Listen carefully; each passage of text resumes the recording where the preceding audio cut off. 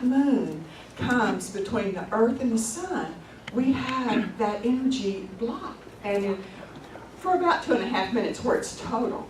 And so what happens is, when that energy is blocked, it impacts the Earth's magnetic field, but it impacts our pineal gland. And I've even read that it impacts our DNA. And so what happens, it's a chance to reboot and reconfigure your consciousness. And like Mary Lou said, it's a new moon. A solar eclipse is a new moon, so what that means is the moon is going through all of its phases and it's completed a cycle. So it's a new cycle, but a very powerful one. And so what happens with that is we have endings. Maybe you've been having some endings, and we're having new beginnings. Now the eclipse, it doesn't just affect you tomorrow. I mean, we've already been seeing amazing things on this planet that are outplays of that. And I've been seeing a lot in my life, and I can't imagine that you haven't either. So what is happening is that energy is being blocked. It's an opportunity for you to do a reboot. So now we want to say, well, what does this eclipse mean? So we can look and see, well, where does it happen? What zodiac sign, or what stars is it connected with? And so we know, first of all, it's in Leo. And everybody, you think of Leo the lion, right? Yeah. And you think of the lion heart, so it's like a no-brainer. This is really about love, unconditional love. And not that we haven't been beating that drum since, forever, and especially since 2012, because we know we're coming into a time of unconditional love. And so there's a lot of contrast in the world, which means it's the opposite of love. So that shows you what you don't want, so you know what you do want. And so we have that just in spades. And so that's the message of this eclipse. And when I mentioned it a couple of weeks ago, I talked about there's an article in something called The Mountain Astrologer, which is it's a professional journal for astrologers. And the title of the article about the eclipse is "What Would Love Do?" And we talked about, now we're in a situation where we want to say, what would love do now? And so that's the main thing that this eclipse is about. It's about letting go of our fear-based reality and creating this new reality. Now, there's a couple other things there's other things going on in the eclipse, and I just want to tell you a little bit about that. The other thing that Leo deals with is your creativity and how you birth things. It has to do with birthing children, but it has to do with birthing books or projects or anything. And so the question for you now is, what are my soul gifts? What am I called to contribute? And then the opposite part of the eclipse is Aquarius. We have Leo on one end, and we have Aquarius on the other. And Aquarius is all about being your authentic self.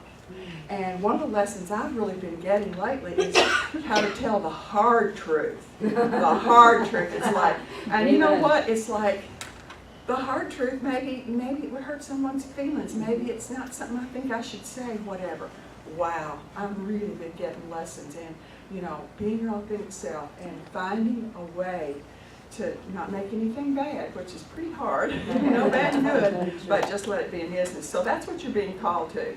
The other thing is Uranus is very connected to this eclipse in a real flowing way, and it's saying, time to wake up. Uranus is the planet of awakening, and so that is what we're doing. We're in the middle of an awakening. And then there's another planet. It's not really a planet. It might be.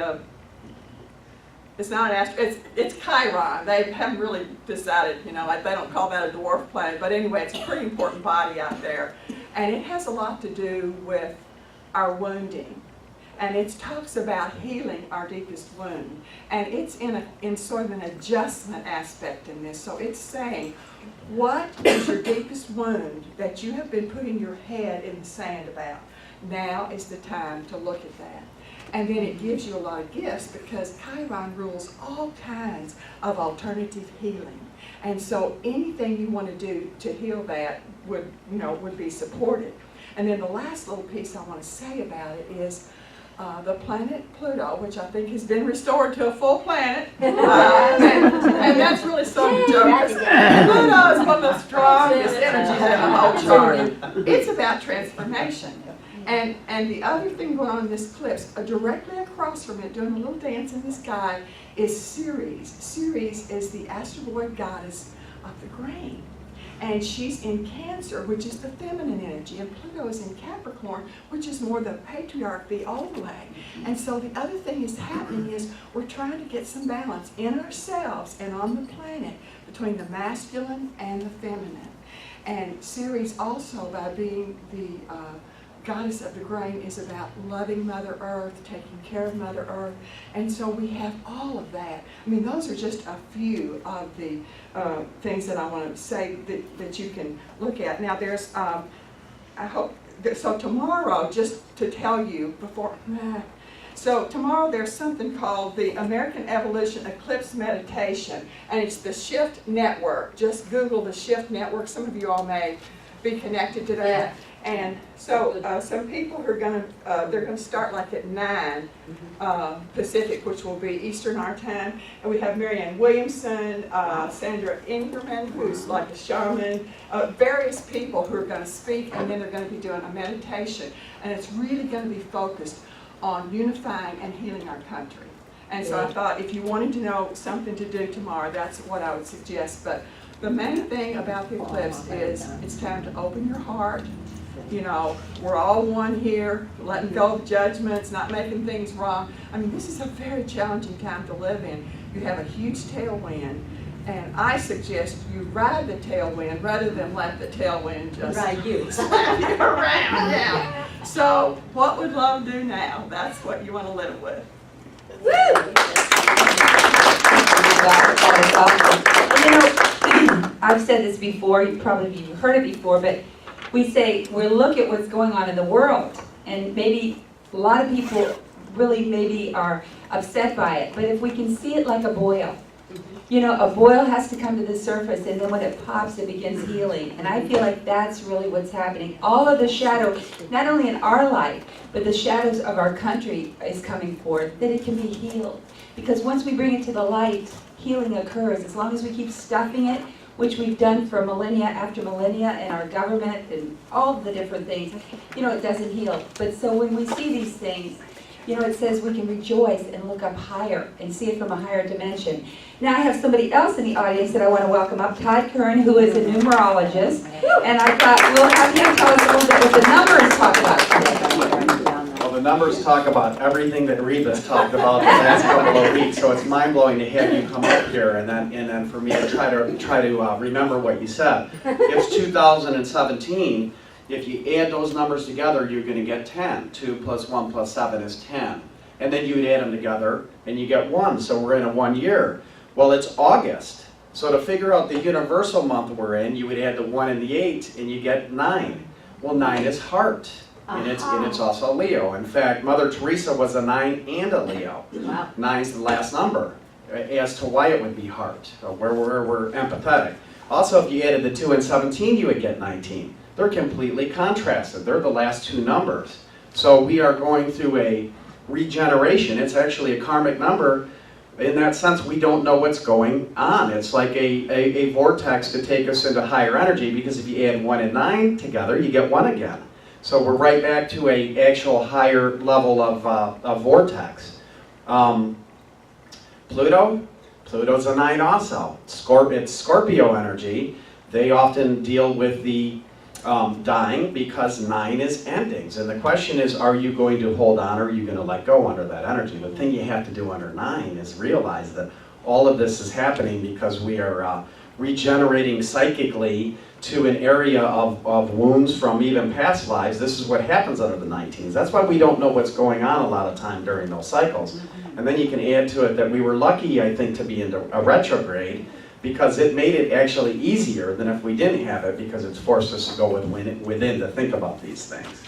So that's about all I have. Everything you discuss about it, it's all about heart and how we deal with it. And the outcome of it is the one energy of something brand new, and we're all healed, and we can't even remember why we're upset when this is over.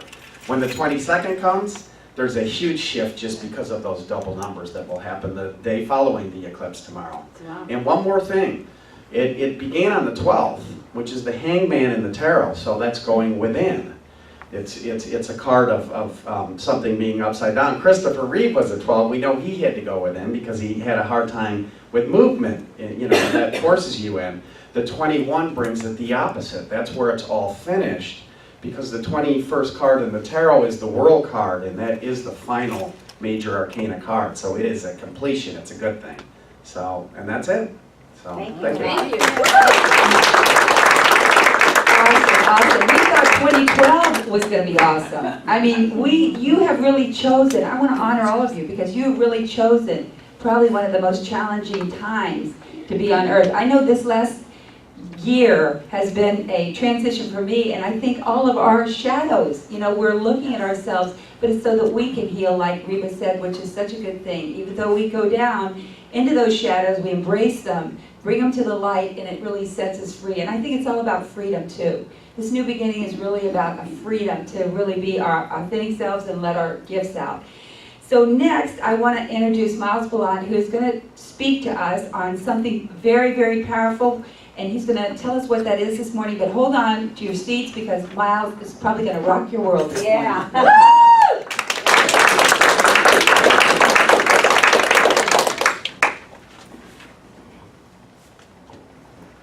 Well, what a delight to be here.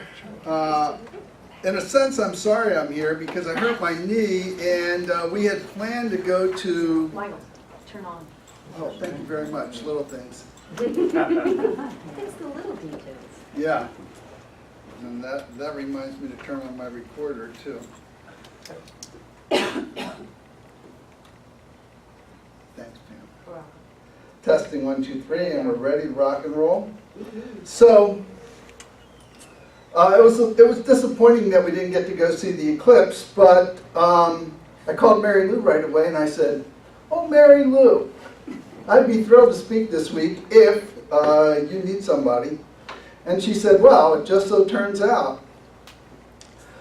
So today I'm going to be talking about practical techniques for navigating this new earth. And a lot of people are finding themselves challenged. And then, of course, that starts with Reba and I, right? And it almost seems like an assault on everything we value. It makes us rethink practically every aspect of our life. And Reba and Mary Lou will talk about that a little bit more this afternoon.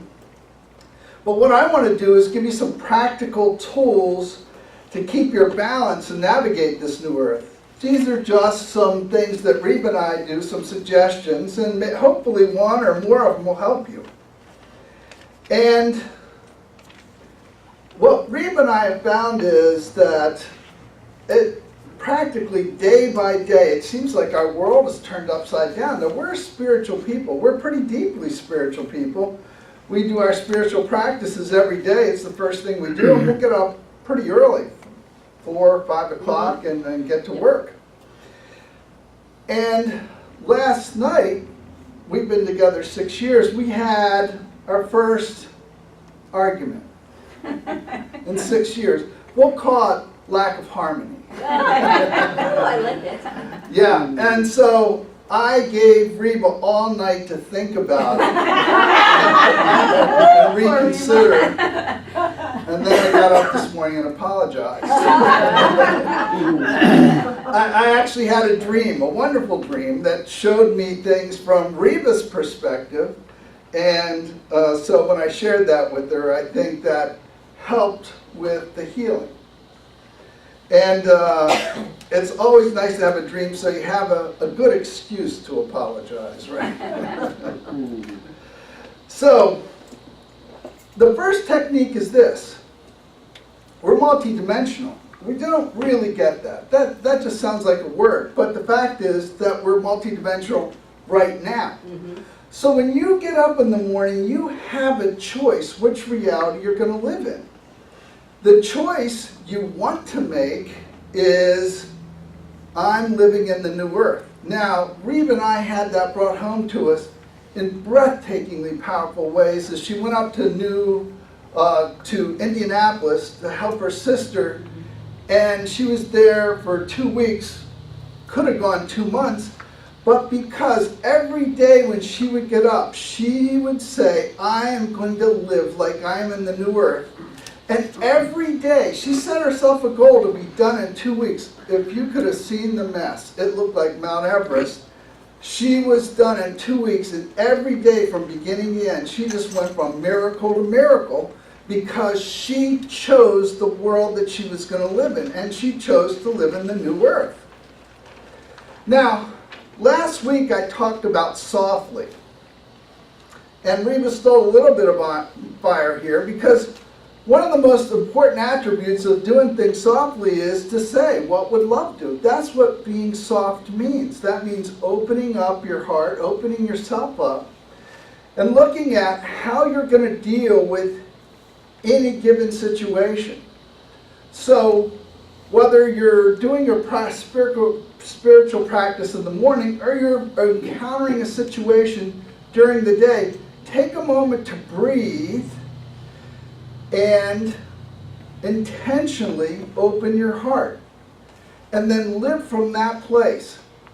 Now, we do something that we find extremely powerful, which is we call in our angels. Now, we've been using angels for long time. We use Gene Slater's book. The title is Hiring the Heavens. Thank you, dear. Hiring the Heavens. And what you find is they're just not that expensive. And you can bring in as many as you want. You can bring in as many as you want for every person in your life, for every situation. You can bring in angels for every person in the world. There's just no limit to it. In fact, if you talk to them, you'll find out there's a lot of them out there unemployed. And they're dying to get involved in the show. So use them. They're powerful. Now, when you go, if you have somebody, for instance, going in for surgery, or you're going in to talk to somebody in a bank or something like that, bring in the angels. Fill the room with angels. And have them touch you, and have them touch them, and have them complete a circle. And when you do that, you will be astounded at the results. It's truly breathtaking. So, take a minute to focus yourself and breathe, and then take advantage of your resources. The next thing is, sometimes we're confronted with things that sort of reach out and grab our emotions, and then we're going, whoa, I find myself flying down this emotional river, not necessarily in the direction we want to go. Yeah. So the secret here is simple. Just don't push against anything. It's that simple. Don't push against anything. We are a part of all that is. And Rumi explained it beautifully. Rumi said, we're not a drop in the ocean, we're an ocean in the drop. Everything that's in all that is in us. We're a thought of all that is, and as a part of all that is, we have that breathtaking birthright. So, you can't turn off your all that isness. You flow huge amounts of energy. How much energy? It's almost inconceivable, and you do it like breathing in and out. You create every person in this room. You create every physical thing in this earth. You create the earth itself, the sky, the moon, the stars. You create it all, and you don't just create it all, you create it all every instant, countless times a second. So, because you're flowing so much energy, and that energy is flowing through your beliefs, you form a grid, like a pattern. Like if you were decorating a cake and you were squeezing that icing out through the form, that's the way it's going to show up on the cake. Well, the energy flows us through our belief structures, and that's the way it shows up in our reality. So if you're pushing against something, you're creating it. Anything you turn your focus to, you create. You cannot turn off your all that isness. So pay attention to what's going on. And what's going on, you'll find is, when you feel uncomfortable, because we have these fabulous things, and a breathtaking tool, it's called our emotions, and when you find that you feel bad, and I love the complexity of it, good feels good, bad feels bad. When you feel bad, you're on the rumble strips. It's telling you you've drifted out of your lane, you've drifted out of your alignment. So, when you find something that you're pushing against, that's when you want to take a break, and if it's at all possible, give yourself a different direction. Hopefully, the direction that you want. What do you want? That's the most powerful question in the universe. From your perspective is all that is, because when you turn your focus to what you want, that's where you flow your energy, and that's what you're creating. Now, the next suggestion is find a spiritual partner. I couldn't be more blessed. I have Reba. There isn't a better spiritual partner on the planet. I love you, honey. But give up the old conventional stereotypes of a partner. I have a dear friend. She's an engineer, environmental engineer. She's 40. She's heterosexual. She found a spiritual partner through A Course in Miracles. He's 22 and he's gay. And they get together every single day by phone, by Skype, in person, and work on their spiritual practices. It's not about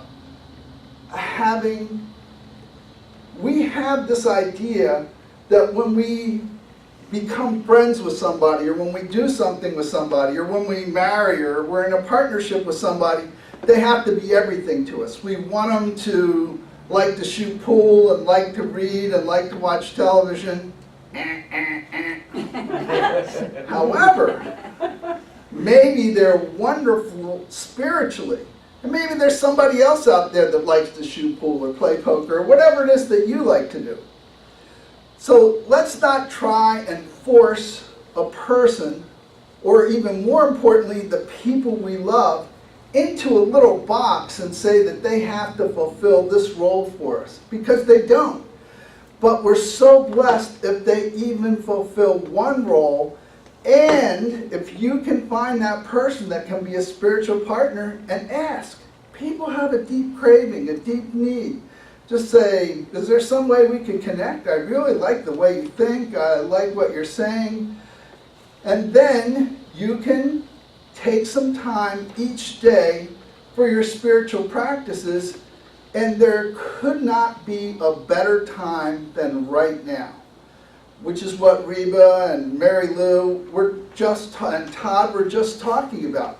The energy now is so strong, and we can tell because we're really getting buffeted in our personal lives. It seems like, well, this is coming up, and that's coming up, and how do I deal with this, and what about that, and is that still the right thing to do?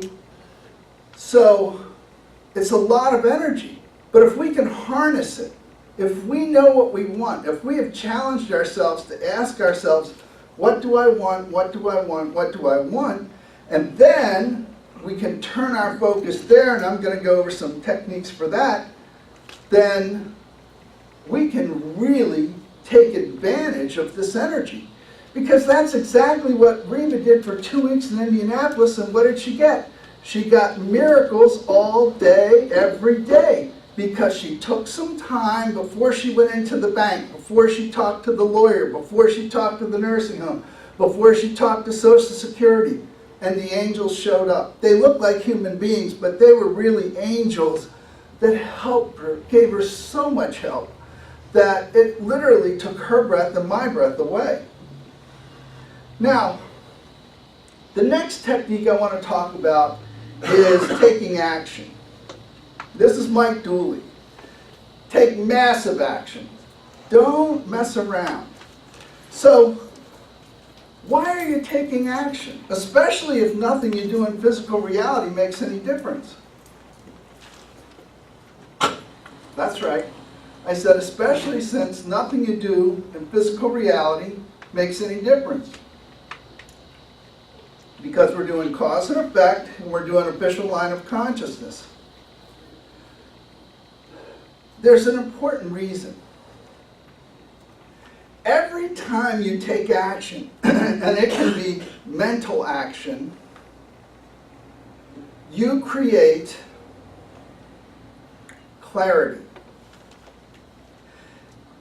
Because every instant, every one of those countless instants in a second that the earth is recreated new, every particle of the universe realigns itself to support you and give you what you need.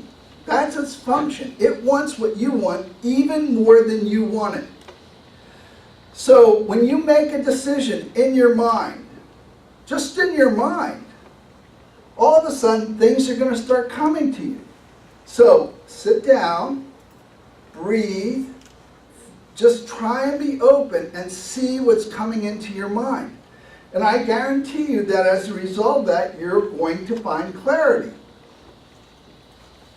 And the more decisions that you make, the more clarity you get. Now, what about the old stereotype, well, they can't make up their mind? That's just fine. That's not a problem. Change your mind every instant. Doesn't matter. And every instant, the universe will reconfigure itself, and every instant, the universe will deliver new insights about what it is that you're focused on and what it is that you want. So what's going on here is, as we explore this reality in our mind, be patient, pay attention to your feelings, and then look at your long-held beliefs. Because what we're frequently finding is that our long-held beliefs are putting us in a box. Our long-held beliefs are something that we're not necessarily aware of because we've taken them for granted. We've taken these beliefs for granted. But as we explore them, as we take a look at what's going on in our life and make decisions, then we wake up to, oh, and there's a really simple technique. Ask yourself, what would I have to believe to feel this way? Now, if you're feeling good, just get on that horse and ride it for all it's worth. But if you're feeling bad, breathe, take a minute, ask yourself, what would I have to believe to feel this way? Now, there's a slight problem. And the slight problem is, what is? Because we're all going, well, I believe this because that's what is. I can see it. It's right in front of me. It's what is. The problem with that is, by law of attraction, if you stay focused on what is, you will get a continuous stream of confirmation of that belief and of what is. You'll get a continuous stream of confirmation of that belief, and it's going to be a confirmation of what is. So at some point, you have to drive a stake in the ground and go, this is not like the Middle Ages where people were burned at the stake because they didn't accept Jesus or they didn't accept some belief in the church. This is a new day. So where we're at now, where we're at right here is you get to make a choice. You get to drive a stake in the ground and say, no, this is what I choose to believe. I don't care about what is. Where I'm going to put my focus on is people are good, the world is good, I'm good, or whatever it may be, but it's a choice. But once you drive your stake in the ground, it becomes extremely powerful. That now becomes the focal point and the fulcrum point around which the whole universe revolves. And the universe will start sending you confirmation of that belief. The more strongly you feel that new belief, the more strongly the universe will affirm it. So, what's going on in our world is, as you see things that are happening out there, we see what is. It's an opportunity in every case to decide what you want. And then see if you can find a belief. You can discover the belief. Just ask yourself, what would I have to believe to feel this way? Then once you discover that belief, then you can begin to work with it and say, is there a belief that will empower or serve me better? Now, when we get up in the morning, we do our spiritual practices. Now, I suggest you develop a set of them. So, one of the spiritual practices, the first spiritual practice is appreciation or gratitude. And we do that for 2 minutes, and we just go back and forth. Oh, I appreciate this beautiful day. I appreciate you. I appreciate the book that I'm reading. I appreciate the insights that I had from my dreams last night. I appreciate the wonderful meal that you made. Whatever it may be, but 2 minutes, alternate back and forth, or do it alone. Just do 2 minutes of your own appreciations if you're by yourself. Then we do 3 awesomes. So, but this is not a rote thing. I tell Reba how she's awesome. She says thank you. She takes a breath, and she owns that. And then Reba tells me how I'm awesome, and I really sink into that. And she wakes me up. No. And we go back and forth, and we do that 3 times each. Now, if we find that we're fluttering a little maybe in our relationship, maybe there's been this small amount of disharmony or something like that, then instead of saying something about each other individually, we say something that's wonderful about us and our relationship. And we build on that. That'll take you, what, 6 minutes? So 2 minutes for appreciation, 6 minutes for 3 awesomes. Then we do 2 rounds of EFT tapping. Now, we have it streamlined. We have put together these beautiful, for each area of our life that we're interested in, we have connected with our guides and put together a 10-step tapping that is just beautiful. Now, when you're doing that, I strongly recommend that one of the keys you follow is going general. Go general. If you find that you're tapping on something specific and it makes you wobble, it makes you feel uncomfortable, step back and go general. It works even better. You don't have to be specific. Now, the more specific you can be and feel good about it, the more powerful it is. But you don't have to be specific. And we do the 10-part tapping, and it goes here, here, here, here, here, here, here, here, here, and here. Those are the 10 steps. 6 minutes. 2 tappings. We pick 2 new ones because we have about 10 of them that we've written. And we do 2 new ones. But before we do the tapping, we go, what results did we get from the tapping yesterday? I intend to see what I want to see, so let's see what we got from what we did yesterday. What kind of results did we get? So, another 6 minutes. Now we do our meditation. We have a Deepak meditation that we're both wild about. We absolutely love it. It takes 5 minutes, beginning to end, and it's so beautiful. So my point is that it doesn't have to be a 10-minute, 15-minute, 30-minute. It's a 5-minute meditation, and it's so powerful. Now, the thing about this meditation is that it's like a reboot. So, and I'm going to talk a little bit more about it in a second, but it's a powerful thing to do whether you do it for 1 minute or 5 minutes.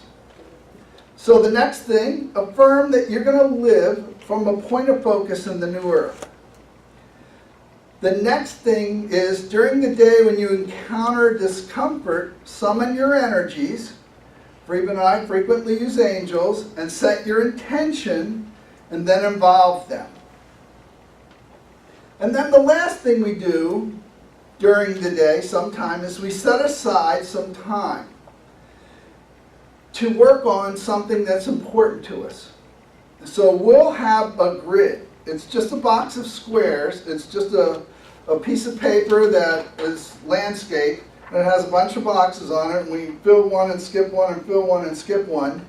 And what we're putting in that grid are beliefs that empower us to believe that we can get what we want. And then the next thing we do is we discuss it. We talk about, well, what are the whys? Why is it that we want this? And then the last thing we do is, it's a feeling exercise. And it's, what feelings do I want to get from having this? And then see if you can construct those feelings and actually feel them. Now, this is a really important piece because you've got beliefs that support you, you've got feelings. Feelings are a vibration, so that when you turn your focus in that direction on what you want, and you create that vibration inside yourself, you're creating a pathway for the energy to flow into your life and out through your new grid or your new form and show up in your life the way you want it. So, try creating the feeling of. And the last point I want to make is working with your vibration. So, resetting your vibration. Well, we're blessed because we have a built-in reset. Every night when we go to bed, we reset our vibration. So if you've had a bad day, if you hang around Reba, her vibration is so high that it could like make your hair fall out. I'm not kidding.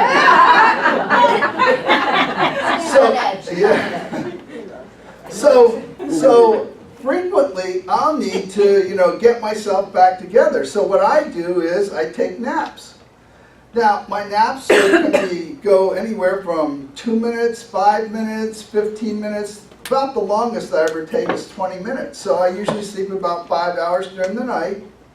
I'll wake up 2 or 3 times, record my dreams. And then during the day I'll take some of these cat naps. And of course, I almost always need one after we've done our spiritual practices.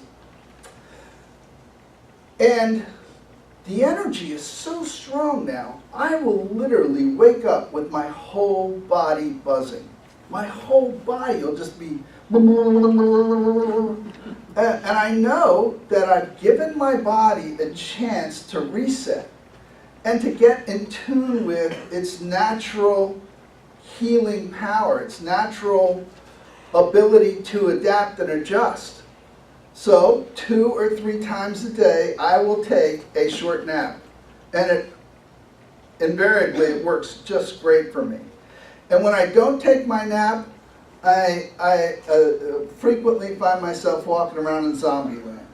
So a short nap makes all the difference in my world. The next thing you can do to reset your vibration, Reba has this on her Fitbit. Her Fitbit will give her a message, breathe. It didn't say get up and run, although it says that too. But it'll say breathe. So set your Fitbit, or you can set your alarm, or however you want to do it.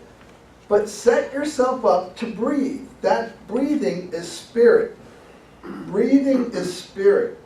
So take some time to relax and breathe, and it will help get yourself centered.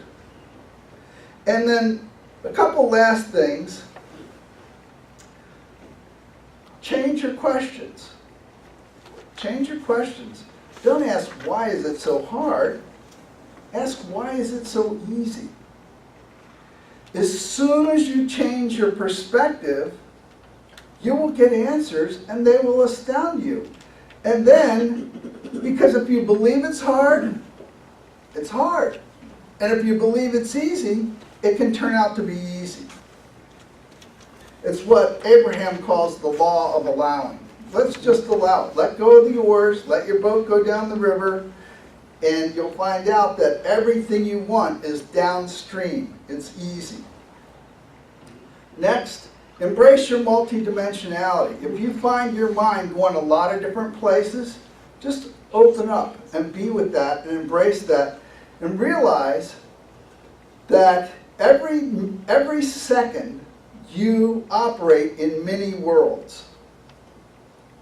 And one of those worlds we're operating in is a new world, the new earth. And you can tell when you're there because the way you feel. And so if you start paying attention, you'll start waking up to the fact that when you turn your focus in a new direction to the new earth, that's the earth that you show up in. And that earth is extremely, extremely beneficial to us. And last, we got this from one of our dear friends, and it's a question that she asks herself. And it's, when she's thinking something or talking to a friend, she just will interrupt and say, do you want more of that? Because if you're going to talk about it and you're going to think about it, that's your focus. That's what you're going to get. So as you're talking about or saying anything, ask yourself, do I want more of that? So with that, I'm going to end and get to powerful tools to create a new reality, your new reality. I can't even begin to tell you how excited I am about this. The way I'm going to start off is in 10 parts. And we're going to cover some basics in the Seth material. There's 40 volumes, many of them are quite long, that tell us exactly how we create our reality in minute detail. So that's what I'm going to get into, the nitty-gritty of how we create our reality.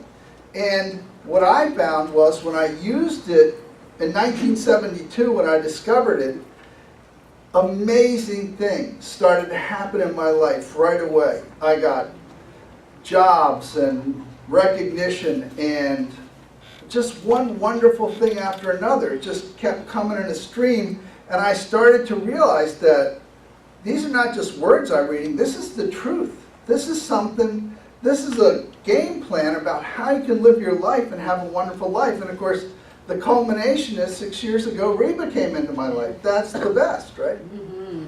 So, that's what I'm going to talk about here.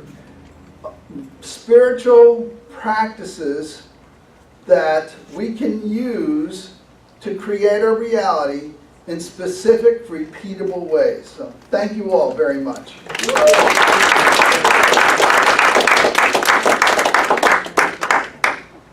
I know you all have to have questions, because that was awesome, Miles. Just Really awesome. really Because it's really cool, isn't it? And we are really stepping into something so brand new. The things that the way we reacted instead of responded, all those things aren't going to work anymore. You know, that was what the Mayan calendar was all about. You know, after that 9th wave, it wasn't the end of the world. It was the end of the world as we know it. You know, a new earth is really just unfolding right in front of us. So anybody have any questions they'd like to ask Miles about the class or about anything he said this morning? Yes? The meditation he mentioned. Oh, you're going to talk a little bit more about the meditation. So, I'm not sure what to say about it. So, it's 5 minutes. The first 2 minutes, he's leading you through a connection to opening up your heart, doing everything from heart center. So, it's joyous, energetic body, loving, compassionate heart, relaxed, alert mind, and reflective, alert mind, and then light body, living. Lightness of being. Thank you, dear. I have the website. It's SONIMA, and just Google that, and it's Deepak meditation. It's a morning. It's 5 minutes, and he goes through those things. It's awesome. There's no 5-minute meditation I've ever found like that, but this is it. And we just It's SONIMA. And then We'll just print it. a morning meditation with Deepak Chopra. It's Wonderful. very powerful. Yeah, I love the music too. It's Anybody? piano music and it's just fabulous. Anybody? And let me, what I think too, I think if, what you were saying, I've done it since I was in my 20s. As soon as I get up, I start my spiritual reading, whatever I'm doing. But I think if you don't fill your mind, once you get on the phone, once you pick up your computer, you're right into the world. So if you can do this before your mind gets cluttered, and we bring those other things in, it's just like a fresh slate in the morning that we can write the new earth on. So I think that is a great way to do it. Anybody else have any questions or anything? Lil. Yes, Lil. How long is the class? When does it start? It's- And So August the 30th, Right. it'll be right here. It'll be from 7 to 8:30 at night? at night, Wednesday nights. Oh, Wednesday night? Yes. Not on a Sunday? No, And there's flyers back there, so please take a flyer and, yes, Now, how long is the class? How many weeks? Are you I'm not gonna stop. yes. It- So it's gonna it'll- be ongoing? Yeah, it'll be ongoing. So it's not a 10-week segment? and then- I'm gonna set aside the first 10 weeks to try and cover most of the material And then progress from there? and then progress from there. Okay, thank you. Yeah, the idea is that how's it showing up in your life and how do we use it? So, and then of course, it's always deeper, so, yes, Lo? Would you be able to Skype that? Because I won't be able to come on a Wednesday, or to be able to have it so that we could access it. You know how sometimes things are on the internet where you can, Yeah. even if it's just audio. We might be able to tape it. Well, We might of course, be able to I'm tape gonna it. be recording it, and my plan is to put it up on Vibe Life. Okay. So I'll put the audio recording up, Okay. and I'm gonna ask that if you download it, then you contribute $5 to Oh, I New thought it Beginning was like a Oneness couple Center. $100 to. No, it's $5. Wow, let's raise that up then. Yeah. To me, what you have to offer is invaluable. Oh, bless your heart, dear. It Thank is you so invaluable. much. So, And I was just thinking it's gotta be at least 2 or up. so, yeah, but if you download it from the website that I put it up on, I'm gonna ask you to contribute to New Beginning, Can and we then do of that course, today? excuse Can me? we contribute today? We're gonna take up an offering in just a minute, so hold Okay, on to sorry. that. I'm excited. Yeah. Anybody else have any questions of Miles or anything about the Seth material? How many of you are familiar with the Seth material? Wow. Wow. I really wasn't until a few years ago when Reba told me, and then we took the class with Miles, but it is really profound. How it stretches your imagination to really begin imagining these new things. So is there anybody else has any questions or anything? Well, we just invite you to stay. We'll probably start about maybe 12:15 to 12:20 if you want to eat a little lunch or something, and then Reba and I are going to do like a little ceremony to really anchor it. Let me say, this is the 30th anniversary of the harmonic conversion. So this is really a powerful, powerful time when Jose Aguirre, I hope I'm saying that name right, I don't know if I am, called 144,000 sun dancers to really dance in this new energy. And it ended up, just by word of mouth, it went around the world at that time. And they feel like they were really seeding 2012. So now we are here seeding 2017 and 2018 for some powerful changes. And we see it all around us right now. So anyway, I just invite you to stay and really help us, anchor in these phenomenal energies that are going to be really world-changing right now. You really, in the Bible, I always go back to the Bible because that's where I came from, but when Jesus came on the scene, it said this, John said this, I must decrease that he increase. And we really are here that the world is decreasing because the Christ within us, that divinity within us is increasing. So we're coexisting for a little while, but soon what happened to John? How many of you know what happened to John? He had his head cut off. That's the consciousness, that old consciousness. So that's really where we are right now. We're stepping into something that old consciousness. And we've got a new way to do that. Well, thank you. Good news. Best way to enlighten. Yeah, right, Miles. I'm glad you put a twist on that. So anyway, we're just going to end with a song now. And then we invite you to eat a little something or, The offering. yes, oh, that's right, the office, Roger, I forgot, Roger.